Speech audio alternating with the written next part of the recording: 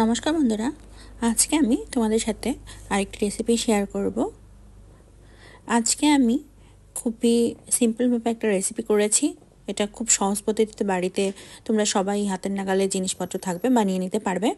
তো লাউ তো তোমরা সবাই খাও, এভাবে করে একবার লাউ এর তরকারিটা বানিয়ে নিও, খেতে কিন্তু অসাধারণ লাগবে। তো আমি লাউ এবং আলু ডুমো ডুমো করে কেটে নিয়েছিলাম। এবার একটা মশলা আমি বানিয়ে নেব। এর জন্য আমি কড়াই বসিয়ে দিয়েছি। এর ভিতরে আমি দুটো শুকনো লঙ্কা দিয়ে আগে একটু হালকা ভেজে নিয়ে এর ভিতরে আমি জিরা, ধনিয়া আর মৌরি দিয়ে ভেজে শুকনো ডালায় ভেজে আমি গুঁড়ো করে নিয়েছি। এবার কড়াইতে তেল দিয়ে দিয়েছিলাম, তেলটা গরম হয়ে এসছে। এর ভিতরে আমি প্রথমে আলুগুলো দিয়ে দিয়েছি, এরপরে আমি লাউগুলো দিয়ে দেব। এবার আমি আলু এবং লাউ ভেজে নেব, সামান্য একটু লবণও দিয়ে দিলাম ভাজার জন্য। এবার আমি একটু সময় নিয়ে এগুলোকে ভাজতে থাকবো। সামান্য সময় নাড়াচাড়া করে আমি এর ভিতরে সামান্য হলুদ গুঁড়ো দিয়ে দেব। এবার আবারও আমি ভাজতে থাকবো। মানে রান্নাটা আমি করব, প্রথমে আমি আলু এবং লাউগুলো বেশ ভালোভাবে একটু ভেজে নেব। ভাজা হয়ে গেলে পরে আমি একটা পাত্রে তুলে নেব। ঠিক এরকমটা যখন হবে তখন আমি একটা পাত্রে তুলে নেব। এবার কড়াইতে আরেকটু তেল আমি দিয়ে দেব, যে তেলটা আছে তার ভিতরে আমি আরেকটু তেল দিয়ে এর ভিতরে আমি 5 ফোড়ন দিয়েছি, আর দিয়েছি শুকনো লঙ্কা, তেজপাতা দিয়ে দিলাম, কাঁচা লঙ্কা ফোড়ন, আর দিয়ে দেব আদা গ্রেট করে নিয়েছিলাম সেটা। সামান্য সময় একটু নাড়াচাড়া করে নিয়েছি। এর ভিতরে আমি কুচি করে রেখেছিলাম টমেটো, সেগুলো দিয়ে দিলাম। দিয়ে টমেটোকেও খুব ভালোভাবে নাড়াচাড়া করে নিচ্ছি।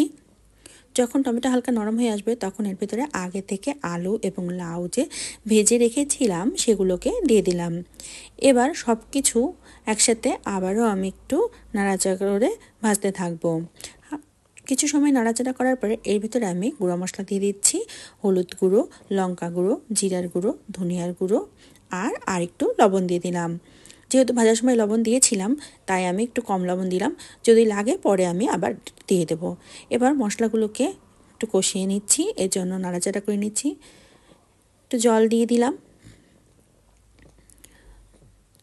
এবার নাড়াচাড়া করে নিলাম, সব মশলা যাতে জলের সাথে বেশ ভালোভাবে মিক্স হয়ে যায়।